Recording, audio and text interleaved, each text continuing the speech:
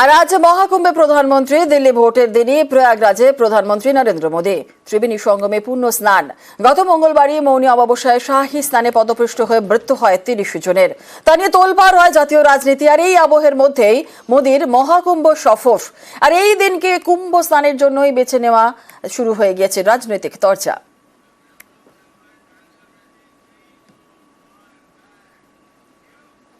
ইউনুস সরকারের এই কয়েক মাসে বিপুল রাজস্ব ঘাটতি।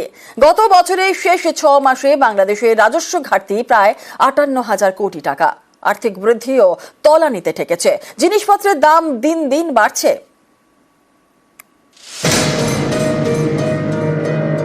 বাংলাদেশে তদারকি সরকারের মাথায় মোহাম্মদ ইউনুস। তিনি নোবেল জয়ী এবং অর্থনীতিবিদ। বিশ্বের বিভিন্ন প্রান্তে অর্থনীতির লেকচার দিয়ে কোটি কোটি টাকা উপার্জন করেন। তার নেতৃত্বে বাংলাদেশে রাজস্বে রেকর্ড গড়েছে। রাজস্ব আদায় নয়, রাজস্ব ঘাটতিতে। ২০২৪ সালের শেষ ৬ মাসে বাংলাদেশের রাজস্ব ঘাটতি প্রায় ৫৮,০০০ কোটি টাকার। ২০২৪-এর জুন মাসে বাংলাদেশে বাজেট পেশ হয়। প্রথম ৬ মাসে রাজস্ব আদায়ের লক্ষ্যমাত্রা ছিল ২,১৪,৩৩৭ কোটি, কিন্তু আদায় হয়েছে ১,৫৬,৪৪৬ কোটি টাকা, অর্থাৎ রাজস্ব ঘাটতি ৫৭,৮৯১ কোটি টাকা। গত বছরের ৬ জুন বাজেট পেশ করা হয়।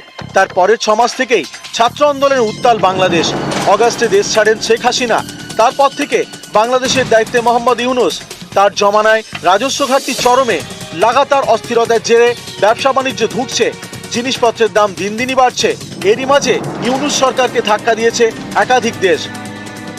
বাংলাদেশকে আর্থিক সাহায্য করা বন্ধ করেছে আমেরিকা এবং সুইজারল্যান্ড। এই চাপের মাঝেও বাংলাদেশে ভারত বিদ্বেষ বন্ধ হয়নি। পাল্টা ভারত অনেক কিছুই করতে পারে, কিন্তু এপার থেকে বারবার সৌজন্যই দেখানো হচ্ছে। যেমন এবারের বাজেটেও বাংলাদেশের উন্নয়নে ১২০ কোটি টাকা বরাদ্দ করা হয়েছে। নিউজ ১৮ বাংলা।